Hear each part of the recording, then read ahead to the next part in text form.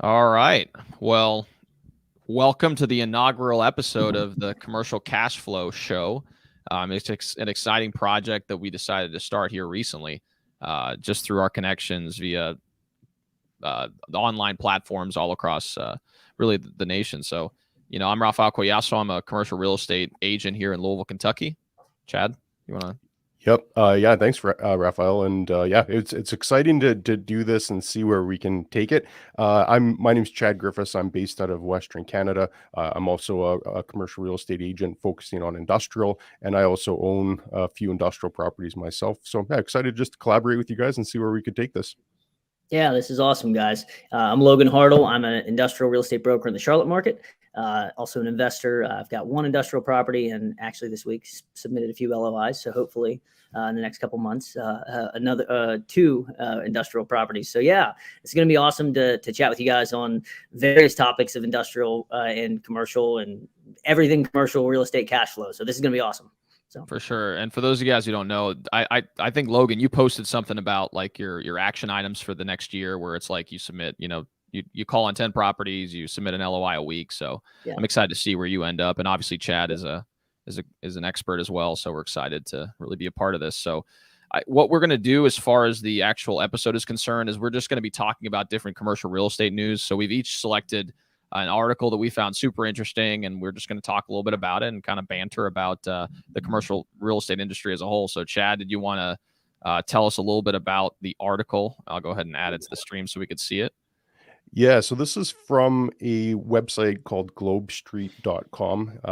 The street is actually abbreviated, so it's globest.com, and I read this every day. It's in my mind, they put out the best commercial real estate news, and they even have a sector where they can narrow down on asset classes. So the one that I read most often is the one on industrial, and this was an article actually from this morning. And it's probably no surprise to anybody that industrial real estate is doing quite well. But what it talks about in this article, and I don't know, can we zoom in on this? Is that? We may be able to. Well, you can zoom yourself too, because you're sharing the screen right now, so you may be able to. Okay, so is it scrolling with? Yeah, it's how scrolling. I'm scrolling. Okay. Yeah. We'll figure this out eventually. Hey guys, it's first one. How we can expect to be perfect on the first one. there you go. So of no surprise to anybody is that vacancy rates are ticking down, rental rates are going up. Interesting that they had in here is 1/3 of the markets that this one company tracks reported double-digit percentage growth year over year. So not only are vacancy rates going down, but rental rates are increasing. The one that really surprised me is that this part right here, I'll see if I can highlight it just to bring even more attention to it. Nearly twice the amount of industrial spaces under construction compared to 5 years ago. And there's over 600 million square feet under construction, but a quarter of that, or actually, I think it says more than a quarter of that, is in 6 markets. Dallas, which I know is hot, Phoenix, Atlanta, Inland Empire, like the Los Angeles area, Chicago, and Philadelphia. So there's in just those 6 markets alone, there's over 150 million square feet of new industrial development under construction, which that's just crazy at how, because you think that these inland ports are the ones that are maybe lagging behind the coastal ports. Like we all would know that Los Angeles is going to be a crazy market right now, and New Jersey, New York, anything with deep water ports is going to be of high demand right now. But when you look at these, like Dallas, Phoenix, Atlanta, Chicago, Philadelphia, these are all inland markets. So to see that much inventory come up in these markets was surprising to me. Yeah.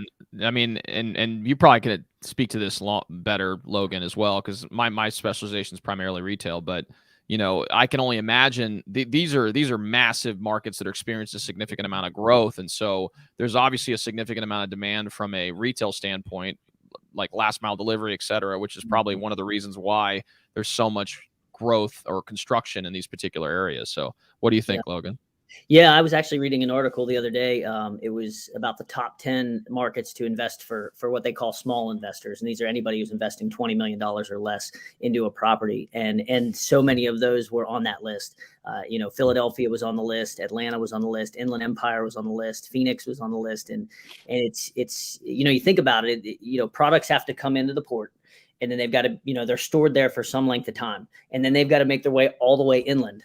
in throughout the United States. So they can't store everything at the port and then just ship one item at a time throughout the United States. They have to have other areas throughout the United States that are major distribution hubs. And so it makes sense when you look at those inland port cities that there would be major construction. And as we continue to shift towards e-commerce, the port cities aren't going to be enough. They themselves can't handle all of the necessary warehousing space for these products. So it makes total sense that those inland ports would be growing like wildfire. So really interesting stuff. Yeah. Go ahead, Chad. To add to that as well is that a lot of these coastal markets just don't have any more land available. That there's just constraints on where they can grow, whether it's the ocean or just other impediments in the way. There's just only so much land that they have, and a lot of these markets are just running up against their land constraints. So that's why I think a lot of that is just getting pushed more inland to these other cities, which are having big population growth, big retail sales numbers. So it would make sense that this infrastructure needs to be built out to accommodate all of that.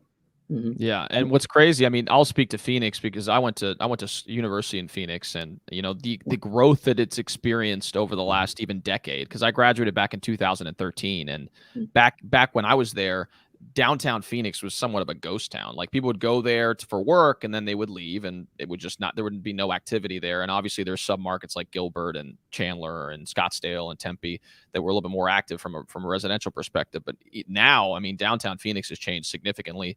Tempe, where Arizona State University has blown up. It's completely different. It looks completely different from when I was there just 7 years ago. So, just to see the growth in those areas is quite unique. So, yeah, it'll be interesting to watch this go forward on how long this increased demand for warehousing space lasts, or if this starts to normalize once the economy and just the world in general gets back to normal. But from everything that I've read, that a lot of people are anticipating that this trend of low vacancy and increasing rental rates will continue for the next 5 years, and then who knows after that. Yeah, I mean, especially as retail shifts increasingly towards online. I mean, I think there will be a natural equilibrium point at some point. I don't think that we're ever going to be fully online as far as retail is concerned. I think there's value in being able to tangibly feel something and be able to go on store. But one of the unique retail trends that I really like is, and you can see this, Amazon purchasing a lot of, retail storefronts, is having the ability to be able to, go on site and return items. And then, by the way, while you're here, here's 40 other things you could potentially buy. So that upsell opportunity from a retail's perspective is of significant value. And it's evidenced by these online stores that are starting to realize, hey, having a physical storefront has utility, has value. Yeah. So, Yeah, absolutely. Like you said, things you can touch and feel, things like clothing, things that, you may need to try on, things that you want to kind of see or test drive before you buy. I think it's a great opportunity for retail to participate in that and continue to participate in that market. So, yeah. That's awesome. Next up is Logan. He's going to we're going to share an article that he finds extremely interesting. So Logan, you want to kind of tell us a little bit about it? Yeah. So this one doesn't have as much to do with the real estate market in general. I just found it super interesting and fascinating. So these are two manufacturing facilities used in World War II that just traded along the Baltimore waterfront. And I'm going to try to click on this and see as I scroll here. You guys are seeing that, right? Correct. Yes. Awesome. So again, this is just a group that bought these Liberty Ship and Buffalo Tank buildings, about 91,000 square feet. They were originally used to manufacture Liberty ships, simple low-cost cargo ships during World War II to carry troops and bring liberty back to Europe, which I just thought was super neat and interesting. And again, not to continue to harp on the industrial space, but it's so cool when you get into some of these buildings.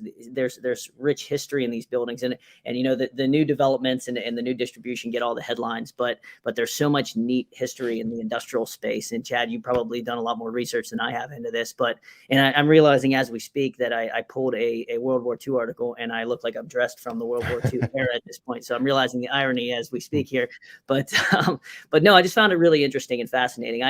I used to have the industrial property I have was a manufacturing facility that we owned for a little while, sold that business, but it made hand tools, and we'd made hand tools since 1854, since back in the, that's pre-Abraham Lincoln days, Civil War days. So it's just, you go through some of these older industrial sites, and the history that's there is just fascinating. So, not necessarily a cash flow article, but just a neat representation of the gamut that industrial runs between modern day distribution and logistics and just really old school manufacturing. Yeah, it's funny you bring that article up, Logan. I'm actually reading a book right now about industrial real estate heritage and keeping these buildings intact. I'm a full-on industrial real estate nerd, so that's literally what I read when I go to bed. I'm a member of an organization that's what their mandate is to actually preserve some of this rich industrial heritage all across the world. It's not even just like this one in Baltimore, but even some of those more older industrialized cities, which have since actually started to deindustrialize. They don't want to lose that rich heritage that's there. So it's fascinating that even coming across one like this, which those are probably 70, 80-year-old buildings, does it mention in there whether those can be retrofitted or changed, or are they heritage sites at all? Let's see. It says highlighted properties located at the intersection. Properties also include an outdoor storage area for the roll-on, roll-off vehicle shipping business, which were vital features to all parties interested in acquiring the properties. Not currently marketed for sale or lease. Yeah, most recently the properties were home to Amports, one of the largest auto processors in North America. So it looks like I don't know what their intention is with the building, but it looks like it was being used. It was being leased recently. There was a roll-on, roll-off. So I imagine they're gonna do some sort of redevelopment play in this, whether it's a rehab and just lease it out, or if it's going to be full redevelopment. I'm not sure, but I did find it fascinating. It'd be interesting to follow along. I'm gonna have to look back and check in, over the next couple months and see what they plan to do with those. Well, it's interesting on the industrial side of when you're looking at these manufacturing properties, that being 70 or 80 years old is still a functional building for some tenants. Whereas if you look at some of these more modern warehouses, and even if you look at a warehouse that was built 20 years ago and say it had 24-foot clear ceiling heights, all of a sudden that 20-year-old building probably isn't functional for a lot of modern warehouse tenants. So it's crazy on the manufacturing side that these buildings can last a really long time, but on the warehousing side, they can become functionally obsolescent relatively quickly. Yep. Yeah. And I think further illustrating this article is, the fact that it's close to those major, roadways, port, rail access inherently has value as you're looking at these opportunities. So, what type of tenants can you attract? You start looking at some of these major roadways and ports and rail access. Now it becomes open up to a larger pool of potential tenants. Thereby, it may be a unique opportunity for you to repurpose and build. And the book that I recommended to you, Chad, a while ago, the Confessions of a Real Estate Entrepreneur. Yes, I've read it. The gentleman who would buy these. I think he bought this large warehouse back in the day prior to the what do you call those things? The large retail. Gosh, I forgot, wholesale, like the wholesale retail movement that you could go to these discount warehouse stores, like an outlet. I think like an outlet. Exactly. Yeah. It was an outlet. Yeah. So this guy bought this building for it was 120,000 square foot building. And then he broke it up into little pieces and started contacting all these retailers. And he was able to add a significant amount of value to this property that to someone who's just looking at it as an industrial opportunity may have not been something that they were interested in pursuing. But since he could see the bigger picture and realize that it was strategically located such that it would be valuable to a potential retail tenant, those are some of the opportunities you can capitalize on. And so, great book, by the way. That was a really good book. I'd recommend anybody read that one. Got to add to my list. Yeah, it's probably the best book I've read on, just the thought process of commercial real estate investing, because a lot of the commercial real estate books I've read are very, technical and granular, whereas this guy, he gets somewhat technical and granular, but he's more thinking about the thought processes, like what was I thinking and how did I approach this particular investment opportunity such that I was able to turn it into a unique, opportunity for me and my investors. So, and he tells some pretty killer stories in there too. Yeah. And some of the mistakes he made, you're just like, dang, that would have knocked me out. But he had gotten to a point in his career where he could afford to make some of those. But even then, it's he definitely doesn't blush and say, he doesn't go out there and say, oh, like I'm perfect. He shares some of the mistakes that he's made and how you can avoid them yourself. So good stuff. Awesome. All right. So next up is an article that I found extremely interesting, and I'll go ahead and just to give you some backdrop. So recently, actually today, I was talking to one of the brokers or agents in our office who is working with a group who's looking to do single family rental large developments. So essentially what they're doing is they're going into these markets across the country, buying up large swaths of land, developing subdivisions or communities, and instead of just individually selling them off to owners, they're holding them as single family rental opportunities. And so this is becoming an increasing trend over time, in particular for those individuals who, you know, don't want to have to deal with maintenance. There's a large swath of the millennial population that has a significant amount of student debt, and they're kind of scared of getting into further debt into buying a home, so they're opting to just rent a home as well. And so there's a lot of different potential tenants for these individuals when they do develop these communities. A lot of retirement, people who are seeking to retire elsewhere. Maybe they've lived on the East Coast for a long period of time, and then they decide, oh, well, you know, I'm going to go down to Florida and I don't want to have to own a home and deal with all the maintenance. So I'm just going to go ahead and rent in one of these large communities that has all these amenities. You know, they take care of the lawn. They, you know, there's pools, etc. And these communities are becoming extremely popular. And, you know, there's a growing trend of these larger REITs that are starting to buy up these large communities because they see the value as from an investment standpoint. And so just like I said, just today, I was talking to an agent in our office who's representing a client who is looking to do just that here in Kentucky. And another thing, which I don't know if I can share, if you guys can see, one second, can you see this Twitter by chance? Mm-hmm. Yeah. Okay, I'll show you. I just wanted to show you in a second because I found this really cool. Oh, sorry, cancel. Why am I trying to? Oh, sorry, guys. You signing up for a new account while we speak? Yeah, exactly. Yeah. So this is a infographic that showcases all the dedicated single family built for rent communities that have been developed across the nation. Wow. And as you can kind of see, you know, they're kind of centered around, you know, the lower part of the United States. Mm-hmm. Phoenix has been blowing up. I still keep in contact with a lot of my buddies, and some of my buddies are actually in commercial real estate in Phoenix, and this is becoming extremely popular in Phoenix. You can see it here in California. And really, which was really surprising to me, is the middle of the country, like Ohio, Indiana, Michigan, have a significant amount of these communities being built. Kentucky, in Lexington, there's a significant amount, but there's none in Louisville. And I think part of that is because we have very strict and cumbersome zoning laws. And so I think it's eventually going to take place, but it's probably these markets that are a little bit easier to deal with as far as zoning are concerned, maybe have a better opportunity. But wanted to get your guys' take on what you think about this trend. So do they just buy up, call it like a couple hundred acres of land and then build these on? Do they subdivide the lots and have them individually owned as houses, or is it like one ownership of the entire correct. area? It's one ownership of the entire area. They typically have management on site as well.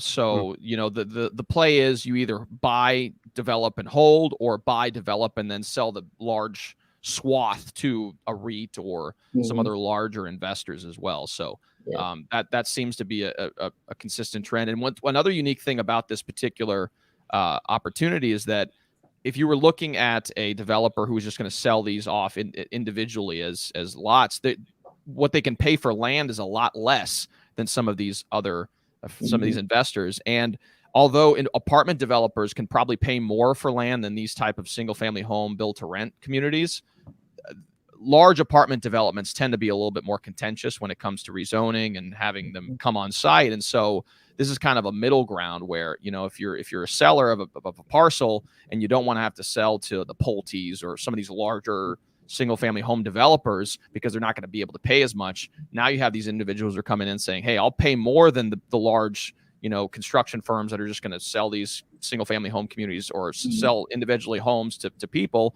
But it's not going to be as contentious and may actually go through as an opportunity, whereas, you know, a large multifamily development may or may not. So, you know, it's kind of interesting. Yeah, that's fascinating. When you look at it from the investor standpoint, like from a small investor standpoint, you know, everybody starts out, you maybe buy a house or a duplex and you're trying to grow up and you're trying to buy a 10, then a 50, then a 100 unit building because you want that those economies of scale that come along with those larger buildings. But if you're building these from scratch, the maintenance costs on a brand new house are going to be so much lower than if you just bought a house, you know, in your market that was for sale. You know, you're not dealing with random plumbing leaks. I mean, assuming they were built correctly and assuming you have several years for that to happen. And I would imagine the play for them eventually could be, you know, build that cash flow, let these appreciating markets grow, and then eventually sell them off individually if you had to, you know, sell them as a large chunk, as you said, or you know, you can subdivide and then sell them off at that point once they start to get to that point where they're past their you know, where to the point where maintenance starts to become a headache for these properties, as everybody knows they do at some point. Yeah, and the stability of the tenant base is a lot stronger than, let's say, a multifamily development too. So you're probably going to be able to trade these at better cap rates than you could, let's say, a large apartment building, because Sure. you know, the average length of tenancy for someone who's in a home, like an actual single family home, is going to be a lot longer than an apartment complex. So, you know, the turnover costs are lower. I'm assuming the operating costs are probably somewhat lower as well. You can pass along some of those, you know, fees to, you know, maintaining the grass and whatever else, maybe. And I don't know if this is the case, but I'd imagine there's probably some sort of, you know, maintenance fee involved with the rent. So it becomes somewhat of a, you know, not necessarily a triple net, you know, sort of situation, because obviously if the AC goes out or something like that, you're probably responsible for getting that taken care of. But you can at least pass along some of those, you know, maintenance expenses over to the tenants. And like I said, like, it's a growing trend for larger investors to seek out these types of opportunities. So the cap rates you can achieve are probably pretty great if you're the seller. So yeah. That's phenomenal too. Have you looked into any of the numbers on it? Like what's the cost? Because I'm guessing these are going to be big projects in like the $20-30 million range. Oh, I'm sure. Let me see if they mention something like this in the article. So they did mention some like numbers as far as renters are concerned. So there's 108 million Americans who rent. 30% increase of built to rent single family homes from 2019 to 2020, which is crazy. I mean, so 35% of the U.S. market for rentals is single family homes. $77,000 is the median household income for renters in new single family home rentals in 2018. The median for homeowners was about $114,000. 36% the share of families in the U.S. in which the head of household is a renter. And then 37.8% the share of Americans under the age of 35 who own homes. So I would imagine a lot of the target audience for these particular developments are younger families, those who probably have a significant amount of debt through, you know, just going to college, they're college educated, or they're, you know, later on in life and they're retired and they don't want to have to deal with all the maintenance and everything that goes along with owning a home. So those are probably, I would imagine, their two largest. It was super interesting as a read. And, you know, when we're talking about developments in general, being able to find its highest and best use of a land, it shifts over time, right? Because, you know, 10 years ago, maybe not even 10 years ago, but even a few years ago, I mean, a lot of these built to suit developers for these type of single family home communities it may have not been as big of a thing as far as, but today, since we're in such a low cap rate environment, and, you know, the cost of materials and all these other things are starting to increase, you know, it seems like this is now going to be a growing trend that occurs and will continue on for a long period of time. So yeah. Absolutely. Yeah, I think if we're going to see some interest rate growth in the upcoming year or two, then that's going to just add more pressure to people that are taking on debt right now. So I think if you are that recently graduated employee and you're carrying student debt, or you just took on more debt as we went through this past 18 months, to have to look at servicing all that debt at higher interest rates and then potentially adding on a mortgage and having that at higher interest rates, that's a pretty daunting task for someone that's getting into their career. I think that there's even going to be people that have established careers that are even older that are facing similar circumstances with their debt. So I wouldn't be surprised to see that be a trend that continues to grow, is investing in single family homes, or for those that have the institutional power to go and build a whole subdivision like that. Like that's crazy. Like I never even would have thought that was a possibility, but it makes sense for those that have that much money and want to deploy it. Yeah. And I've even seen locally here where, you know, the numbers just don't pencil out for you to buy a multifamily property as a long-term hold. So what people are doing is they're buying these multifamily properties and then turning them into condos. So they're, you know, buying them in really good areas, and, you know, per square foot, selling a condo in this area is going to be a lot higher than you can achieve for, you know, just renting them. And so that's what's happening. They're buying these multifamily properties, investing, you know, a couple $10,000, $20,000 into converting them into condos, and then individually selling off those condos to achieve a spread. So it's super creative. You know, there's millions of ways to make money in real estate. 100%. I'm going to knock on wood before I say this, but and fingers crossed and everything. But does it feel to you guys similar to 2007, 2006, 7? Because I know a lot of that was happening in that time, especially like in Florida. There were a lot of multifamily developments where it was similar. It was too expensive, so they were condoing these things and making buku bucks. You know, I know we have different lending regulations, and I know there's a lot more. You know, that's a lot tighter now. But what are you guys seeing out there? Does it feel similar to that, where money's just being thrown in a sense? There's a lot of money on the sidelines right now. The particular market that I'm in, we're heavy oil and gas. So there's still a lot of these companies are still holding their breath on what oil is going to do. And it's been stabilized around that $80 a barrel for WTI now for a few weeks. And at that number, I think a lot of companies have confidence that they can make big decisions again. But they still want to just see what that looks like going forward before they commit to big things. But I also look pretty closely at the industrial market as a whole, and it's absolutely crazy out there. Like there's tenants right now that are leasing space a year and a half, 2 years out because they can't get anything right now. So they're just anything that's even coming available that long out, they're leasing it. So the market as a whole seems very hot. There's a lot of money chasing assets, both on the investor side as well as companies that are just trying to scale up. So I think barring, I like you're knocking on wood, I need to do the same. Barring anything unforeseen, like any geopolitical risk or something just crazy coming up that we can't expect, I think it's going to be a really, really busy 2022. Yeah.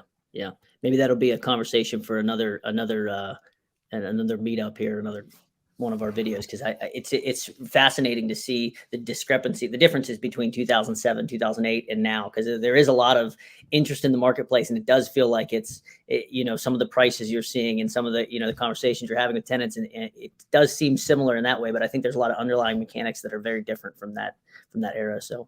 Yeah, I mean, I feel like in 2006, 2007, 2008, I mean, there was something institutionally wrong with how money was being lent. And not only that, but we're just pushing the risk down to other entities, you know. The risk was always there. It's just we kept pushing it down the road, and all of a sudden it kind of toppled up on top of us. Now, I mean, obviously the elephant in the room is really inflation. I mean, we'll see how that plays out. I mean, again, I foresee asset prices continuing to increase because I don't think this inflation has really showed its head yet. You know, we've had I think last week or the week before, they released an article that said that inflation was like 6% just this year. So I think that's going to continue.